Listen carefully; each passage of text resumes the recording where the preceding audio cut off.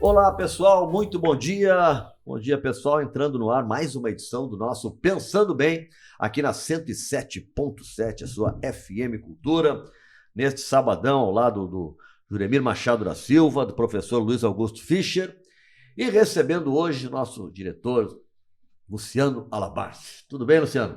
Tudo bem, melhor com vocês por perto, fica bom.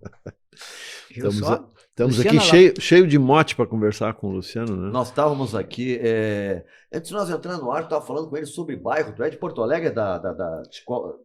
Eu sou exatamente deste bairro, desta rua especificamente, aqui onde nós estamos conversando no estúdio da São Mateus. Né? Passei Bom Jesus, Vila Bom Jesus. Vila Bom Jesus. Eu sou o Luciano da Vila, não é? E o Martim da Vila e nós temos o Luciano da Vila. Claro que sim. E é uma coisa que eu prezo, que eu não esqueço desse tempo. Minha família não era rica, era uma família de classe média pobre, baixa, né? E foi muito interessante morar aqui. Meu pai aonde, Luciano? No Farroupilha, que um dos traumas da minha vida é esse, porque atravessar a rua... Atravessar a Protásio Alves. Mudava de mundo. Mudava de mundo. A questão é que planeta. Eu era criança e realmente, tanto o pai quanto a mãe, eles não me prepararam para... Para mim foi um choque, para aquela mudança de parâmetro, sabe? De uma rua sem calçamento, porque na época que eu morei aqui não tinha calçamento, tinha valo, a gente brincava de caçar sapinho, como a gente dizia, ou então nos canyons ali da Cristiano Fischer, e aí atravessava a rua, era o meu encontro assim, com uma... riqueza, uma sociedade, um mundo que não era o meu. As classes altas de Porto Alegre. As classes altas, só que eu não sabia disso, eu intuía tudo aquilo. Via as pessoas entregando seus filhos no colégio de carro, conheci algumas das casas dos meus colegas, né? E aquilo não era o meu mundo, eu tive que ir tateando. O teu pai era dono de armazém aqui, tu disseste, não? Ele foi dono. Para mim, o armazém do pai era o clube social da Vila Bom Jesus. Todo mundo se encontrava ali. Todos os trabalhadores batiam um ponto ali às 6 da tarde, e eu brincava, né, que eu sou um exímio preparador de coquetéis, fazia samba muito bem. Tá certo, coquetel do proletariado. Pepsi ou Coca ou cachaça. Isso foi muito interessante na minha formação, assim, ser um menino que vivia numa zona pobre, não é? Com amiguinhos de rua pobres também, atravessar a rua e estudar, com amigos que eu fiz, não é? Eram diferentes. Claro. Isso era um tipo um investimento da tua família, assim, tipo, o nosso filho tem que estudar o melhor possível. Então. Eu e a minha irmã, a Lúcia, não é? Tivemos dos pais, assim, eles queriam para os filhos o que eles não tiveram para eles, né? E a intenção... muito bonita, muito linda, só que sem preparo algum. A gente mais sofreu do que desfrutou, né? Hoje... Foi até o final lá, fez todo o ensino lá? Eu só saí de lá para ir, na época, nem sei agora como é, Luiz Augusto, clássico. Eu fui, pelo que eu queria ser professor de português, eu tinha que fazer o clássico, conforme as regras da época. Era o ensino médio específico para a área de humanidades. E o Farroupilha não tinha, só tinha científico. E eu queria fazer o clássico, eu tinha que fazer o clássico. Então fui para o Rui Barbosa, e aí descobri um colégio que eu me reconhecia lá, porque as pessoas eram muito bacanas, tudo muito misturado, gente pobre, gente rica. Rui Barbosa era um colégio que ficava na Oswaldo Aranha, lá na ponta da Oswaldo Aranha. Lá na ponta, onde estava esse prédio que agora foi condenado, não sei se já foi demolido. Onde agora é a entrada do túnel da Conceição. Exatamente, era ali. Ali onde teve um prédio da prefeitura, né? Isso. Até há muito pouco tempo. E eu fui feliz. ali, naqueles 3 E anos como de Rui faculdade, Barbosa. tu fizeste, além do DAD, tu fizeste uma faculdade, fizeste o quê? Eu já Direito? contei essa história verídica muitas vezes e ela é real, e é por isso que eu me sinto assim, vindo do Olimpo grego para Porto Alegre, porque eu sou um herói trágico. Eu, Juremir, eu sempre quis fazer a faculdade de letras. Eu queria ser professor a minha vida inteira, e eu seria um professor feliz, não é? Porque eu queria aquilo, eu sentia uma vocação, eu era vocacionado para isso. Eu dava aulas na minha casa, minha avó tinha uma garagem de madeira com uma porta, eu fazia aulas imaginárias para alunos imaginários. Dava aula de análise sintática, de Não, sujeito. dava aula, predicado. as aulas de português. Aquilo que eu aprendi no colégio, eu passava para esses seres imaginários usando giz, a porta da garagem da avó. Era engraçado, era bacana aquilo. E onde o Fernando Ribeiro, o Aires Potoff, muito ensaiaram lá naquela garagem, nos primórdios da nossa vida. E eu errei o formulário do vestibular, simples assim. Eu pus um X uma linha abaixo. Em vez de licenciatura em letras, o X que eu pus era licenciatura em artes cênicas. Ou Arte dramática. E aí tu fosse parar... Meu pai me deserdou do testamento na mesma hora, quando eu errei, porque Isso ninguém é o destino. sabia. Eu via na rádio, não sei se ainda fazem isso, mas na rádio dava a lista dos que passavam. Não, hoje não mais. Muitos anos não Mas fazem. eu ouvi meu nome no rádio. Foi uma sensação maravilhosa. Eu passaria, ninguém tinha dúvida, nem eu. Eu sempre fui um excelente aluno, dos melhores. Quando eu não tirava 10, era um acontecimento, assim. Eu sempre estudei muito. Mas aí tu aceitaste o destino, dado que... Porque eu não queria ficar um ano parado. E o meu pai não tinha grana para me pagar a PUC, por exemplo, naquela época. Então eu tinha que fazer a URGS ou alguma faculdade pública.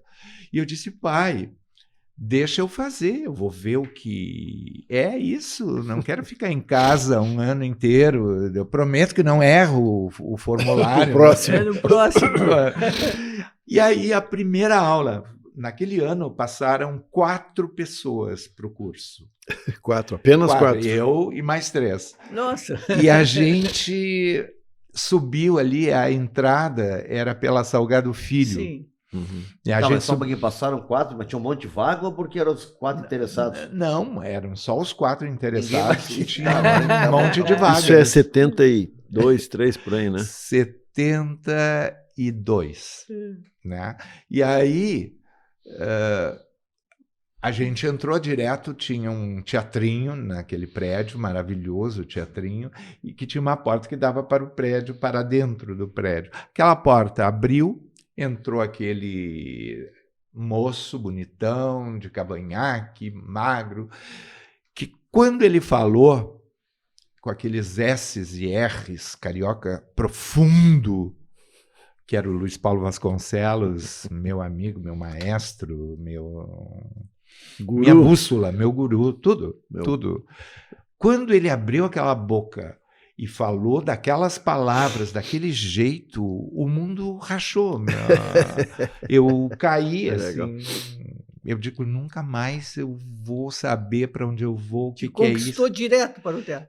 Na primeira sílaba da primeira palavra, a minha cabeça rachou, dividiu, e eu disse, é isso que eu vou fazer o resto da vida. Teatro. Sim, ele com aquele vozeirão, aquela coisa. Igual, só que ele era muito diferente. O Luiz Paulo fez 80 anos há poucos meses, né? E eu o acompanho desde lá, ou seja, mais de 50 anos.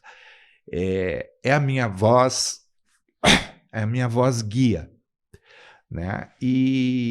Só que ele era muito diferente, ele era magrinho, ele tinha barba. Jovenzinho, né? Jovenzinho, parecia Hamlet. Ele tinha chegado o quê? Aqui em final dos anos 60, ele chegou numa época muito dura. A ditadura tinha fechado o curso E o Gerd, que era o diretor do curso, o Luiz Paulo, tinha feito uma direção aqui, um semestre. E aí voltou para o Rio, mas o Gerd, na iminência de... Gerd Bornheim, que Gerd é Bornheim. professor. Grande professor de filosofia. E que era o diretor do Instituto de Artes na época. Chamou o Luiz Paulo porque se não viesse alguém de fora, os militares teriam fechado definitivamente o curso. Agora, Luciano, se eu não me engano, tem um aspecto da tua história que eu acho sempre interessante, que é o seguinte, não sei se isso foi, então, assim, um piscar de olhos, uma compensação para a tua família por ter errado ali o formulário. Tu passaste num concurso. E foste funcionário público. Como o meu pai, eu não estava usando uma metáfora, ele me deserdou do testamento. Ele me chamou e disse: se tu insistir com essa ideia de fazer faculdade de teatro, eu não te dou 1 centavo, te vira. E eu me virei. Eu procurei um concurso público, tinha um concurso da Justiça Federal, era tudo muito diferente há 50 anos atrás, muito menos burocratizado e muito mais rápido. E a Justiça estava... tudo analógico ainda. E tu entraste bem jovem. Com 18 anos. Com 18 anos, isso aí foi sensacional. Porque aí tu pudeste ficar ao abrigo da intempérie. Eu entrei no DAD e na Justiça Federal, depois eu fui para o Tribunal Federal, mas eu entrei na Justiça Federal no mesmo semestre, na mesma época, mesmo tudo. Incrível. Duas frentes, Juremir. Opostas, e eu gosto das duas. Não por nada eu sou geminiano. Não, a inteligência que tu nunca abandonaste, né? Tu foste até te aposentar. Eu gosto da disciplina que eu tive ao longo da vida, de ter horário, por exemplo. O que tu fazias? Não, eu tinha horário na Justiça Federal. Como atividade laboral? Eu sempre trabalhei em RH, sempre. Muitas vezes, ainda na última semana do Godot agora, alguém que eu nunca reconheceria disse: eu te agradeço por ter me recebido na justiça, tu me convenceste, eu tinha que convencer as pessoas a entrarem, porque não era um bom salário na época, mas era o único que a gente dispunha, né? E me agradeceu porque eu o recebi. Eu sempre trabalhei em RH e conheço tudo de leis, eu gosto de direito, eu gosto dessa disciplina. Eu não sou um cara disciplinado. Meus colegas do DAD sempre pegavam no meu pé, me desclassificavam, que eu era muito certinho. O DAD é o Departamento de Arte Dramática. Tinha uma turma, que eu não vou dizer os nomes, mas eles faziam uma espécie de bullying intelectual comigo. E eu entrava por um ouvido, saía por outro, noitadas, drogas, rock and roll, nada disso me interessava. Eu queria aquele mundo, eu tinha que correr atrás, eu nunca tinha me preparado para isso. Tu tinha assistido peças de teatro na tua vida? Uma. Significativa, assim? Assustadora, Luiz Augusto. Foi no Teatro Arena, foi uma tragédia grega, não é? Prometeu Acorrentado. Nunca tinha ido no teatro e isso foi antes de ter passado. De entrar no curso. E quando deu o terceiro sinal, blackout, uma voz em off dizia assim: 1 minuto em homenagem à dor humana. Nunca esqueci essa frase. E aí o elenco, que eram umas 8, 10 pessoas, começavam a urrar, ganir, gemer, gritar, tocar tudo. Me deu um pavor daquilo. Eu no escuro, ouvindo aqueles gemidos, gritos. Eu disse: o que é isso? Não podia ir embora porque era tudo escuro. E aí acendeu a luz e bom, rolou a peça aí. Eu disse: não quero mais ver isso. O que é isso? Muito estranho tudo.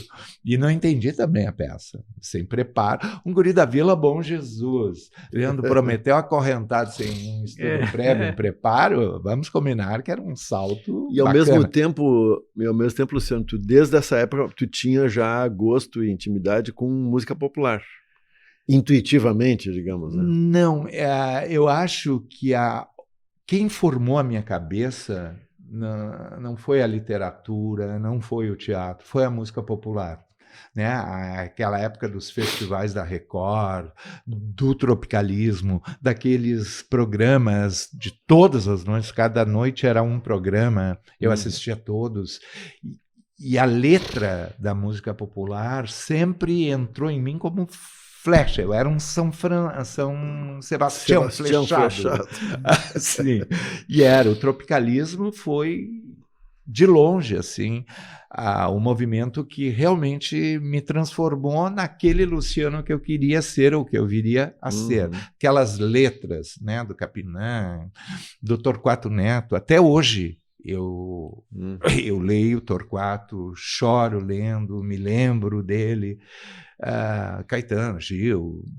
Mas tu não tinha problema, digamos, pela lente do tropicalismo, tu não tinha problema de ouvir nem o Chico Buarque, nem o Roberto Carlos. Tudo entrava no teu... Nenhum. Eu adorava o Chico desde sempre, adorei o Chico desde sempre, adorei o Roberto. Já briguei com o Roberto Carlos com pessoas muito diferentes, tipo Elis Regina, Tarso Genro e não sei mais quem, que queriam me desqualificar por gostar do Roberto Carlos. É incrível como tem pessoas que ficam indignadas quando se diz que há um Roberto Carlos muito legal, que tem coisas do Roberto Carlos muito boas. Um dia desses disse isso na internet, mas nossa, o que teve de gente, que horror, que absurdo, enlouqueceu. Ele tem 81 anos, é um senhor, é um católico, não é? Mas, assim, eu acho que Sua Estupidez é uma das canções mais bonitas do mundo. Sua Estupidez não te deixa ver que eu te amo. A gravação da Gal, aquilo era uma coisa que entrou em mim, cabeça, coração, corpo, tudo.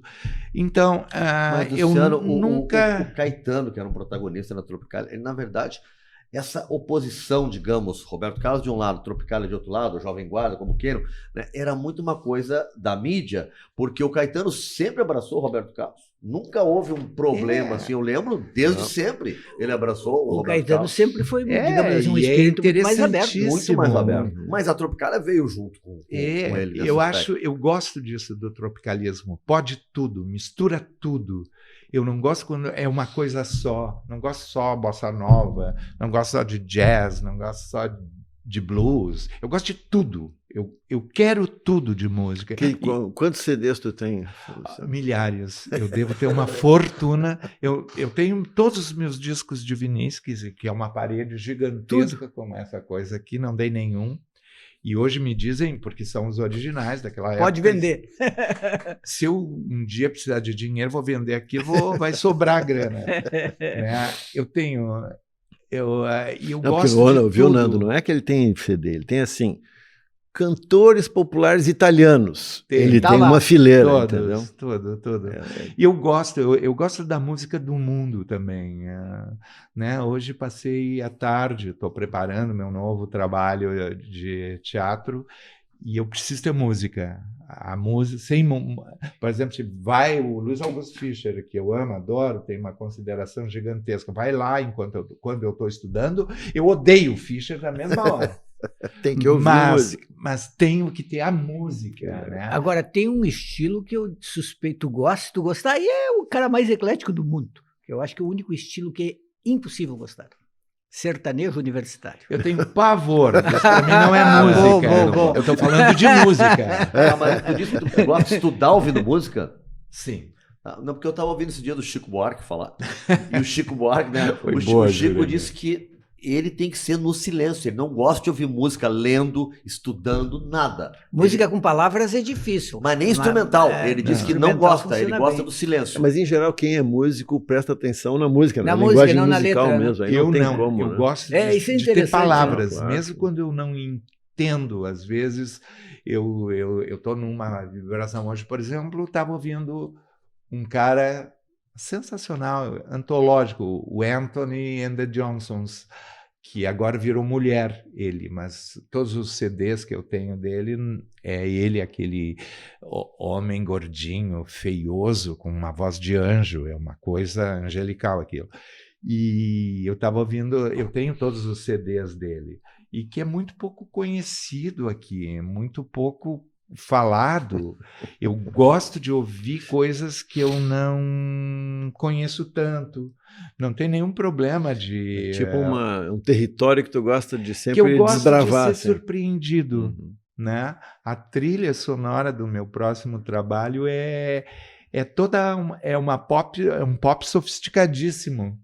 Não é jazz, não é isso, não é aquilo. Agora, Luciano, assim, para o nosso ouvinte, já engatou nessa história, então tem que saber tudo.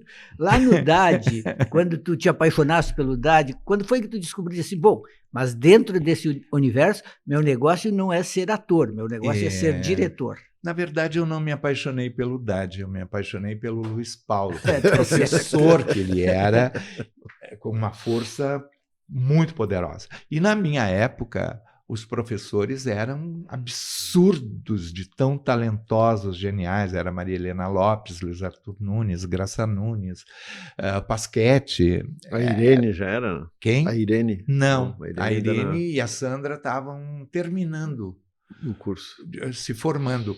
A primeira peça que o louco do Luiz Paulo me pôs no palco como ator, eu tinha 4 meses só de teatro, ainda não entendia nada daquilo, e era o trabalho final da Sandra como Madame Clécy, né? O Ivo Bender era professor também, não? Era professor, né? Assim, era uma turma da pesada, maravilhosos, e aí sim, aquilo que eu por instinto entendi que era o meu caminho, que ia dar um turning point assim, e pá, eu vou para lá e não tem volta. E foi isso, assim, né? E a tua atuação, tu estava dizendo, eu te cortei? Eu tenho pavor de me ver ou de me pensar como ator. Não. E tu não chegasse a dizer qual era a peça, essa primeira peça em que ele te colocou? O Vestido de Noivo. Ah, o Vestido de Noivo. Tem uma série de pequenas intervenções de polícias, zeladores, jornalistas. Era tudo aquele. Eu, Carlos Cunha Filho, João Pedro Gil, éramos o faz-tudo daquilo.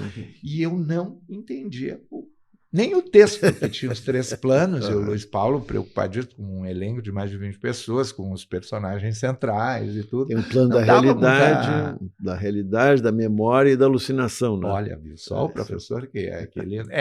E tu acha que eu entendia isso naquela época? Claro que não. Só que eu achava o cenário do Pasquete, eram 3 planos lá no velho Instituto de Artes.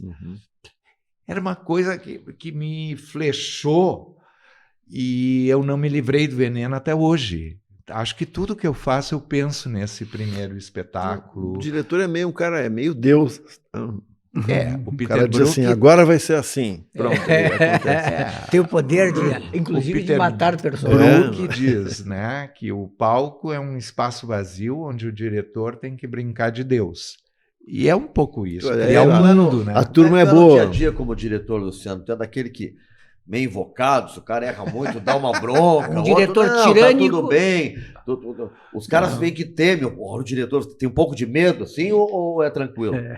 Veja, eu comecei de um jeito e evolui muito. Eu acho que hoje eu sou uma síntese dos meus excessos dos primeiros anos, né? Fui excessivo, e aquela necessidade de afirmação que a gente tem quando é jovem, em qualquer profissão, eu acho, ainda mais na arte, não é? Olho para trás e me divirto comigo mesmo. Hoje não. Hoje eu sou um diretor muito preparado, eu estudo mesmo. Alguém teve que pedir desculpa, algum ator que tu acha que tu exageraste, um ator ou uma atriz, que foi conversar e depois pedir desculpa ou explicar alguma coisa? Eu não tenho nenhum problema de pedir desculpa. Se eu acho que eu me excedi, né? A gente lida com emoções, com egos. Teatro, arte tem muito isso.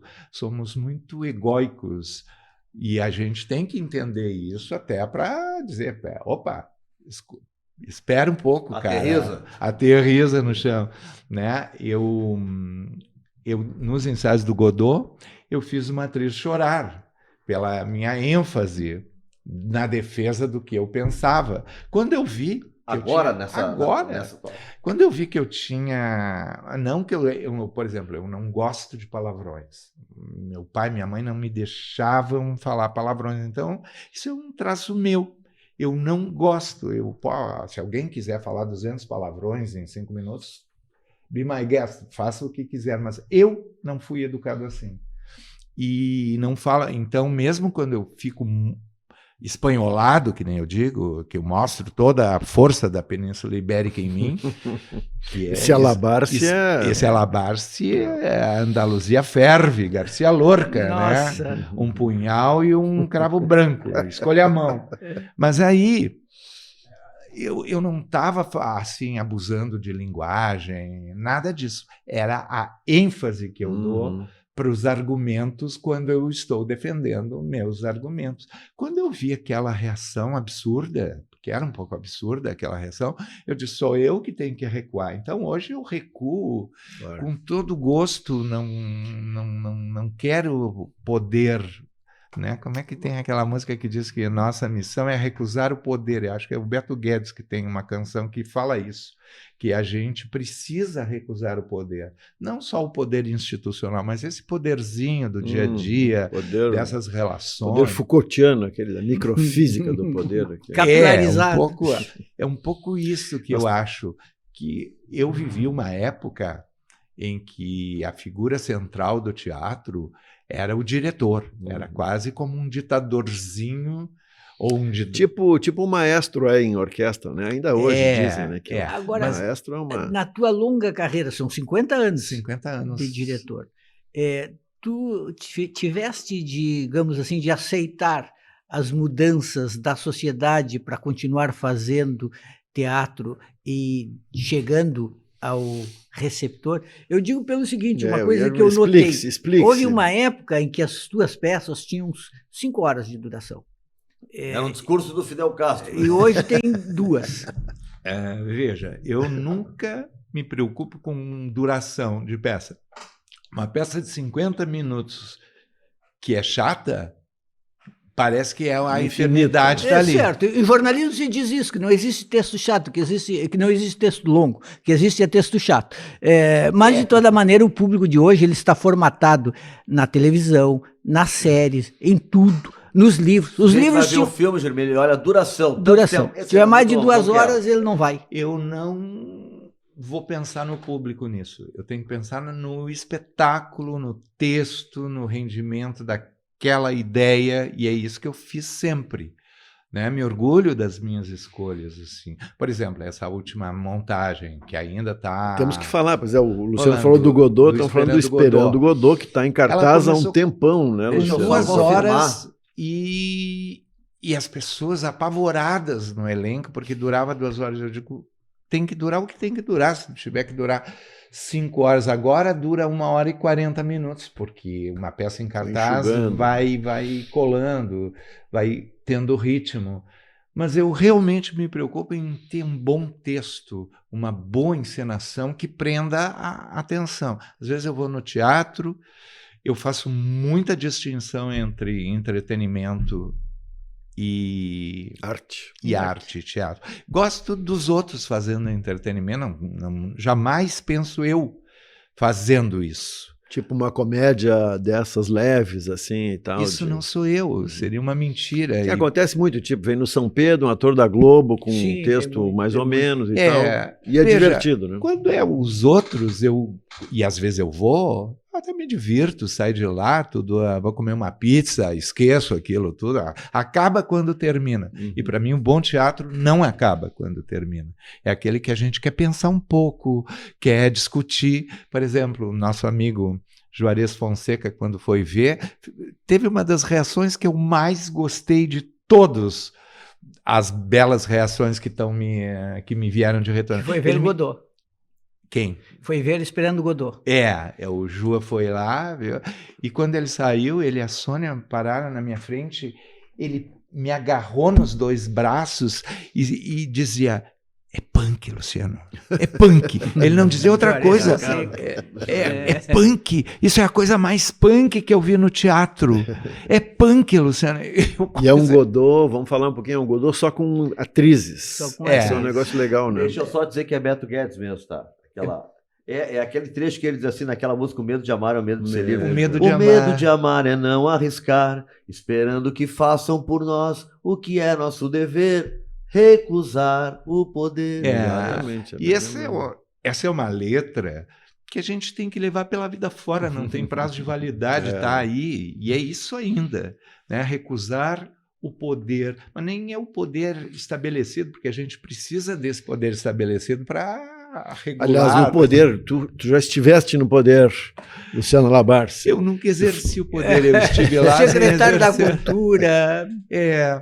Foi uma experiência muito interessante para mim, como pessoa, a administrar frustrações, pensar que a gente pode fazer um monte de coisas e, na verdade, não é bem assim. Chegaste lá com esse espírito, vou lá e vou fazer isso, chegou lá, não dá para fazer nada. Posso até fazer uma confissão aqui. Nelson Marquesan Júnior me perguntou, na saída do Esfera Pública, ele disse assim, estou pensando no Luciano Labarce, o que tu achas?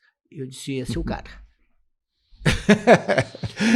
Mas também tu chegasse lá já depois de uma trajetória grande de gestor da área teatral, eu trabalhei, gestor público, né? Sempre assim, eu aceitei ser coordenador de artes cênicas na gestão do Pilavares, e de lá para cá eu não tenho partido político. A esquerda ficou aborrecida contigo quando tu aceitaste. A esquerda sempre fica aborrecida comigo. Eu já estou acostumadíssimo com isso. A direita não me tolera, a esquerda fica aborrecida e a gente vai namorando, vou levando.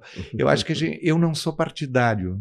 É esse sentido. Eu tenho uma noção muito clara de justiça social, de equilíbrio, do que é certo, do que é errado, que as leis têm que funcionar. Não é? E que às vezes a gente tem que se unir para que isso não aconteça. O Fernando Schiller, quando ele me ligou para falar desse cargo, ele disse assim, o Marquesan está pensando seriamente em acabar com a Secretaria de Cultura. Se tu não aceitar, ele acaba. O que eu vou dizer? Isso não é um convite, isso é uma faca no peito. Isso assim, E veja, é tão estranho, porque as pessoas não vão acreditar, mas ele tem um lado muito afável quando não está no poder. E como, enquanto prefeito, encarnando aquela figura, é difícil, ele sabe disso, não estou dizendo nada que ele não saiba, né? Então, prefiro ele como amigo, né? Para mim, fechei a tampa da panela e eu quero a liberdade até para isso, assim, para votar no Lula, mas para pensar se ele está fazendo as coisas como eu acharia que ele... Para criticar, a esquerda não gosta que faça nenhuma crítica, por exemplo, dá para criticar... O Luciano passou, eu fui testemunha visual e presencial. O Luciano tomou uma rasteira da esquerda no primeiro governo no qual nós trabalhamos juntos, lá em 90. Isso, estávamos lá passando. Mas o assim, Luciano ganhou muito destaque, deixa eu botar esse assunto na roda até para tu falar, porque o Luciano protagonizou, foi assim, o pivô, o cérebro e tal, e a alma daqueles encontros Porto Alegre em Buenos Aires, Porto Alegre em Montevidéu. Me lembro. E do Porto Alegre em Cena, que é um festival consagradíssimo e tal, né? Então o Luciano ganhou um protagonismo lá em 93, 94, por aí, ou seja, 30 anos atrás, né? Que tempo, né? E aí isso incomodou muito, né? Porque o Luciano acabou aparecendo, entendeu? Parecia assim que só existia ele. Sim. Na opinião de pessoas que estavam, enfim, com problemas com esse protagonismo. Né? Deu seu isso eu olho para trás e vejo, e foi um período muito bonito e de muita aprendizagem. Eu sofri naquele momento, não guardo sofrimento algum dentro de mim. Deus me deu isso como dádiva, assim. Eu não sou nostálgico, nem para o bem, nem para o mal. Eu olho para isso tudo. Muita gente me fala assim, eu tenho saudade do teu em cena, Luciano, depois de me darem pauladas a vida toda, agora tenho saudade. Agora são saudosos. E é legal isso, eu acho que tem que ter dor, a vida humana tem que ter dor, sem dor a gente não evolui, não aprende, e também não tem que virar masoquista, gostar da dor, não é isso, tem que aprender a lidar com a dor, e na arte é isso, os egos, né? Pensar que tudo é tão frágil, né? Na minha profissão de direção é isso, o Fischer aprender. Puxou um assunto, e aí a gente passando, que é por que tu decidiste fazer o Godot com mulheres? Que não és o primeiro. Acho que no Brasil é quase uma tradição. Tem pelo menos uns 3 que fizeram com mulheres. Qual é o sentido? O que tu quiseste? Por que mulheres? Na verdade, porque só mulheres, né? Isso vem da tradição teatral. As melhores montagens do Godot que eu vi, já vi várias, foram com elencos femininos. A principal delas foi o Antunes Filho, pré o CPT dele, né, que a montagem veio a Porto Alegre, tinham mulheres absolutamente sensacionais, Lélia Abramo, Eva Vilma, Lilian Lemertz, não me lembro as outras, mas eram mulheres muito poderosas. E eu acho que esse elenco feminino joga a peça num patamar de humanidade mesmo. Aquilo não é tradição só de homens. O deserto, a solidão, o impasse, a falta de caminho, né? E no mundo, hoje em dia, se faz mais o Godot com mulheres do que com homens. E eu certamente pensei muito no pedido da minha amiga Sandra Dani, porque é ela que me pediu, há anos ela vem pedindo, Luciano, eu quero fazer o Godot, eu não quero morrer sem fazer o Godot. Mas daí não ia misturar a Sandra com homens e fazer uma coisa estranhíssima, porque homens e daí de repente a Sandra como o personagem Gogô, né? E aí, para atender a Sandra, que foi o motivo principal, eu resolvi, então, seguir os passos do meu mestre Antunes Filho, porque na direção de teatro, para mim, não existe ninguém no Brasil como ele. Uma obra absolutamente genial. Ele era um dos poucos gênios que eu conheci. Mas ele era carrasco, né? Como o Nando perguntou. Ele não era carrasco, ele era hiper carrasco. As pessoas detestavam, choravam. Eu nunca fui assim, hein? Eu posso ter tido excesso, mas desse nível, Antunes, me salvei. Enfim. O cara que foi cadete no quartel sabe, então, como é que é mais ou menos o tipo de direção. O Godot me trouxe assim algumas das melhores atrizes do Rio Grande do Sul e elas estão cada vez mais afiadas dentro daquele ritmo. É uma peça muito difícil. As falas são curtíssimas. Qual o nome delas aí, Luciano? A Sandra Dani, que faz o Estragon, o Gogô. A Janaína Pelizon, que é a primeira vez que eu trabalho com ela. Há anos venho querendo trabalhar com a Jana. Faz o Didi. A Arlete Cunha faz o Pozo, maravilhosa, assim, esplendorosa. Foi assim, na sequência, tu tinhas dirigido a Arlete na peça lá do Gilberto Schwartz. E na sequência fizeste o... Na verdade, eu trabalhei já muitas e muitas vezes ao longo dos anos com a Arlete, não é a primeira vez nem a segunda. Né? Também a mesma coisa com a Sandra, a gente já fez Beckett, inclusive, eu e a Sandra juntos em outra oportunidade. Depois tem a Lisiane Medeiros e a Valquíria Cardoso. Essa sim é a primeira vez que eu trabalho com ela, a que faz o menino. Né? Enfim, e acho que tem uma harmonia que a gente fica prestando atenção, porque passa a ideia, esses dias alguém me disse assim, a Janaína parece um homem no palco. Tá, ok, essa é a ideia, os personagens são masculinos. Mas o que acontece no meu entendimento? A gente passa a prestar atenção no texto. É um texto muito denso, muito difícil. A gente demora para entender o que é o humor do Beckett tão alardeado e que existe. Sim, ao mesmo tempo aquela desolação geral, assim, né? Muito... Por exemplo, a ideia daquele cenário desértico, isso é uma rubrica dele, do início, né? De que os 4 personagens estão mergulhados num deserto. Mas para mim, o conceito foi esse. Eu quero fazer teatro hoje, para hoje. Eu não quero fazer um teatro que me remeta à década de 50. A peça estreou em 53, faz 70 anos. E a grande diferença é que eu quis um Beckett orgânico. O cenário não era um cenário asséptico. Desértico, sim. Asséptico, não. Né? Estamos todos rodeados por lixo, de todos os sentidos, substantivos e adjetivos. Não é? E o cenário é isso o tempo todo, né? E mais roupa usada e sapato. Sapatos, né? Por exemplo, um dia, eu sonho bastante quando eu estou ensaiando, e um dia eu acordei com essa ideia de que tem uma cena muito bonita para mim no segundo ato, comecinho do segundo ato, que é a cena das vozes, onde eles se dão conta de que as vozes do mundo estão falando de lado, de cima, de baixo, né? Não param nunca de falar que são os genocídios que o mundo tem. É bom lembrar que o Beckett escreveu esta peça 5 anos depois do fim da Segunda Guerra Mundial, né? A Europa estava destruída, arrasada, e aquela reconstrução, tu tens que ouvir o passado, as vozes dos mortos e tudo. Então aquela cena para mim é muito definidora do que eu quis na montagem. Luciano, deixa eu te perguntar uma coisa agora que me ocorreu, um pouco na linha do que a gente perguntou um pouco antes. Em algum momento nos últimos tempos pesou para ti esse negócio do lugar de fala, do politicamente correto? Isso no teatro tem força? Porque na literatura isso está na ordem do dia, né? Quer dizer, eu acho que, como tudo que está na ordem do dia, tem excessos que a gente tem que dar uma travada e dizer, opa, peraí. Por exemplo, tem uma coisa no teatro ruim. O teatro é o lugar do outro.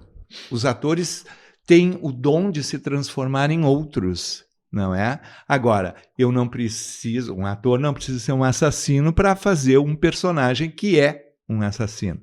Então, nós trouxemos, mesmo durante o governo Marquesan, aquela peça do Jesus travesti. Eu sou a favor da liberdade absoluta. Faça o que quiser, como quiser, né? Mas hoje há coisas que, se tu fizeres, tu vai ser cancelado.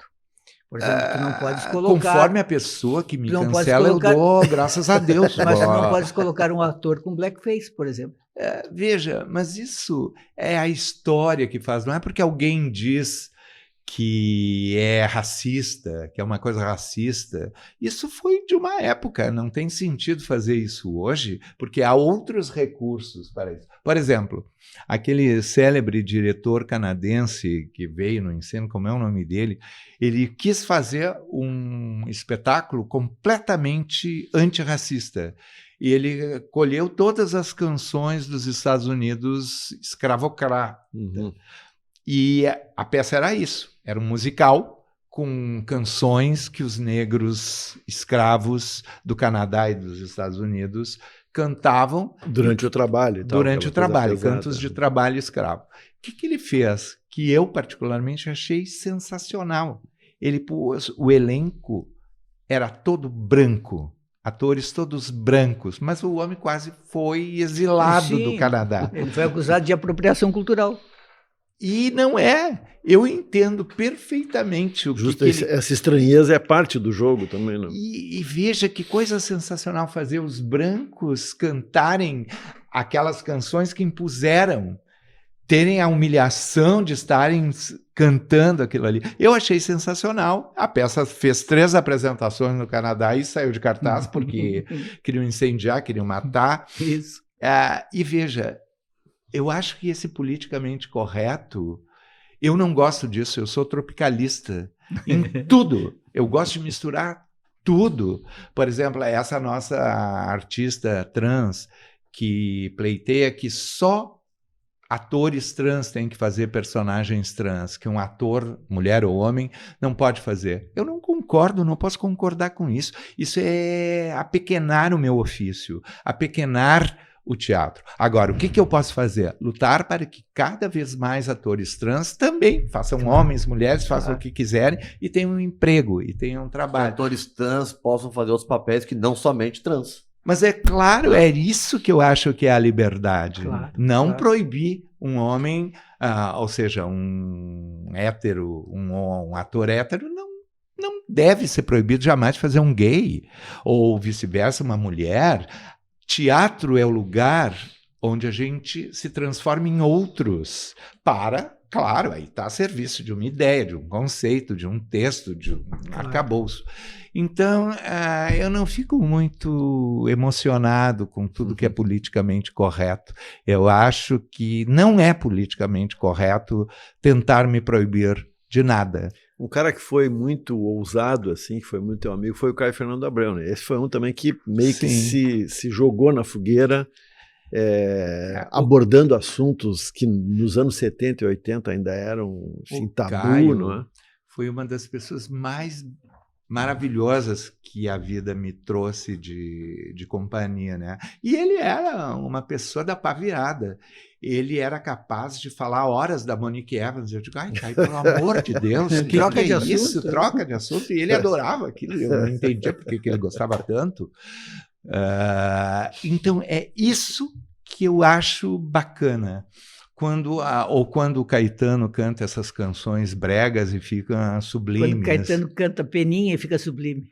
Isso, eu vi revi, na verdade, há pouco, um filme brasileiro fantástico chamado Paraíso Perdido, onde o brega está elevado ao patamar da coisa mais chique possível. Vê o Erasmo Carlos, vê aquelas perucas horrorosas.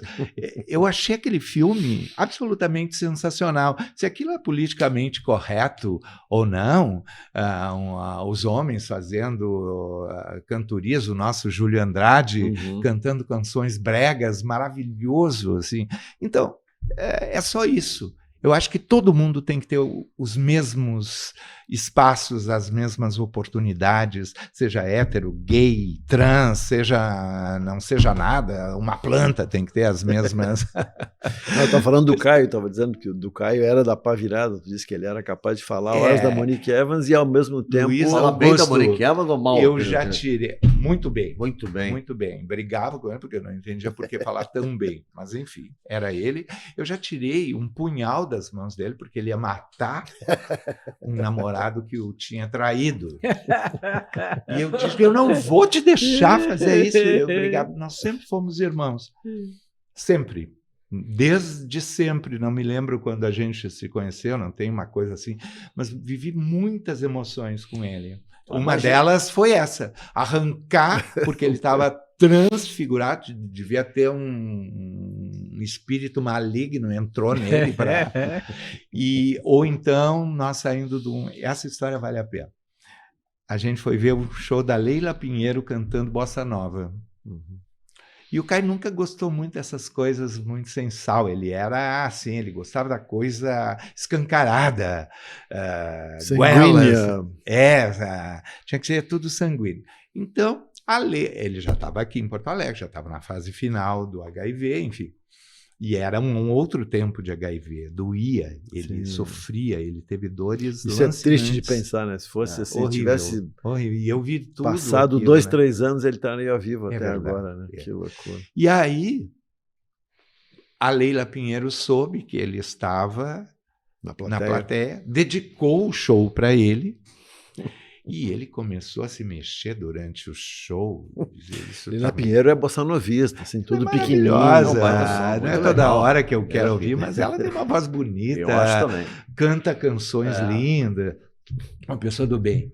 Era suave demais para ele. Ele não gostava de nada suave demais. Assim. E aí...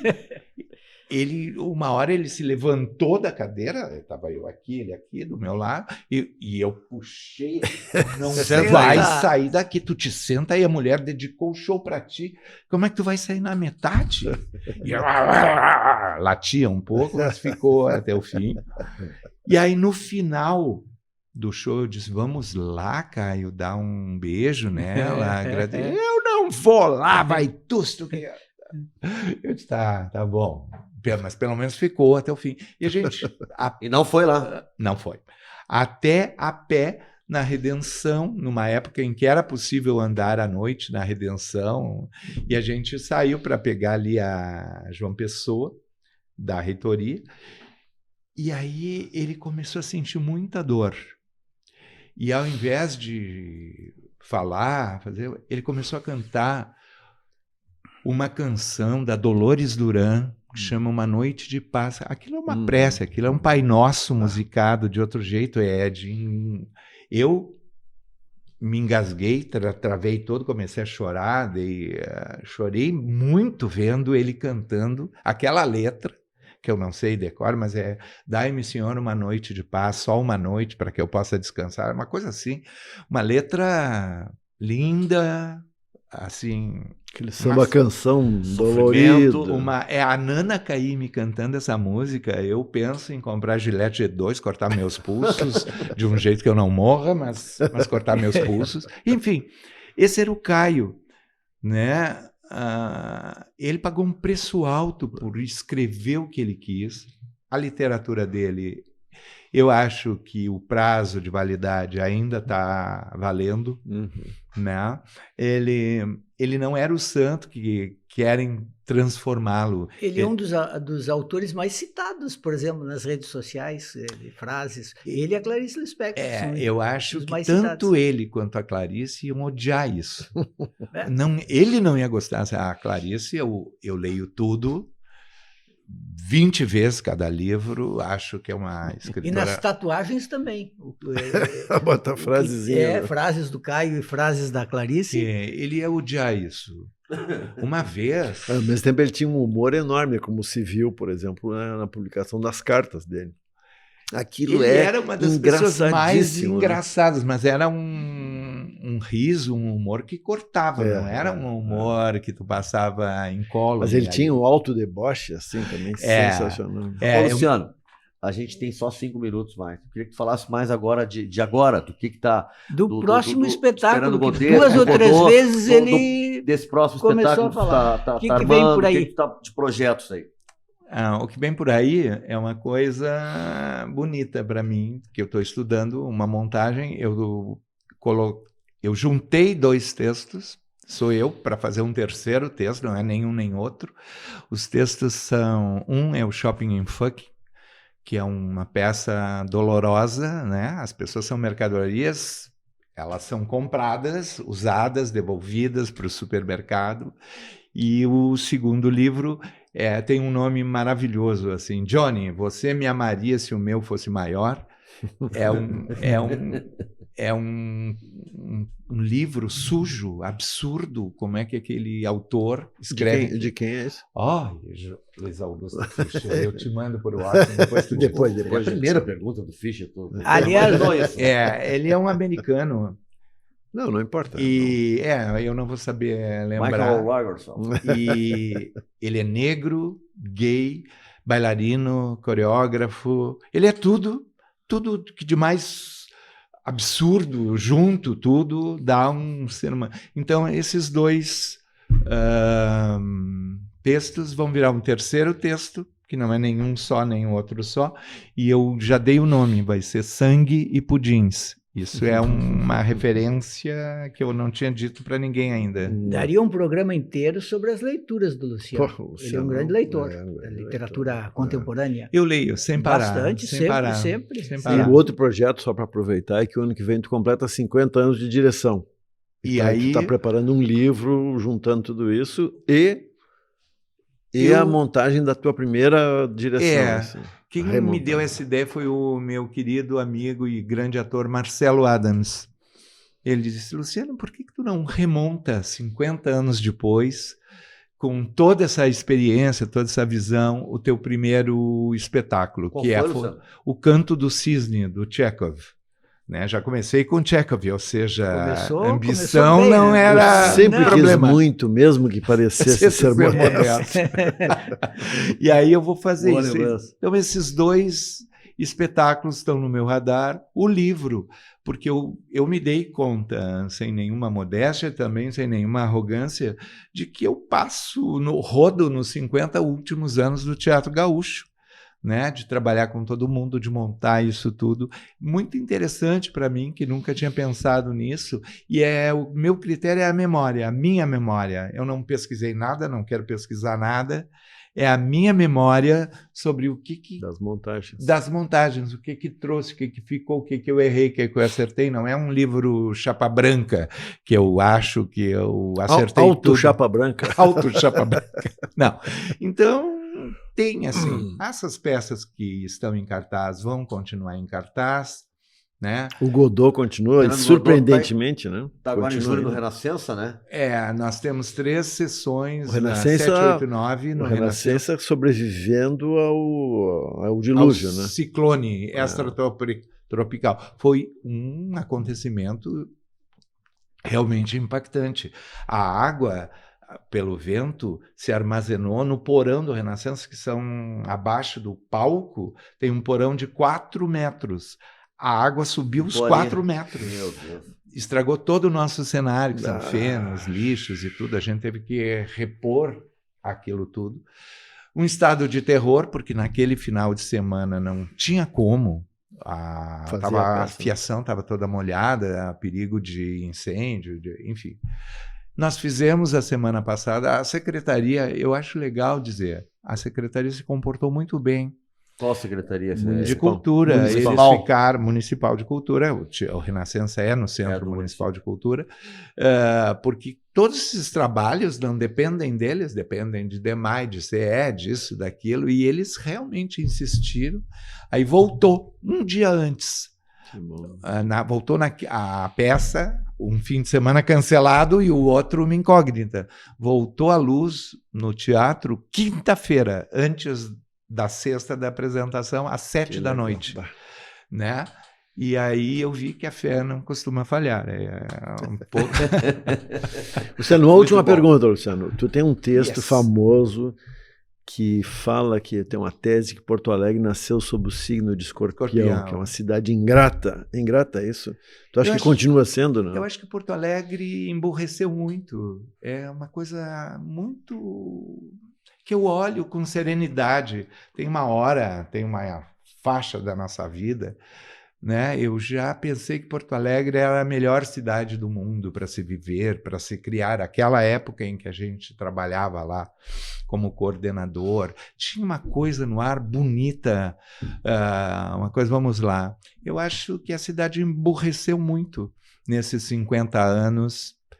Não é? Claro que, por exemplo, eu vim aqui neste programa por causa de vocês três, porque eu admiro vocês. Então, há pessoas que eu admiro muito em Porto Alegre, mas tudo é muito difícil.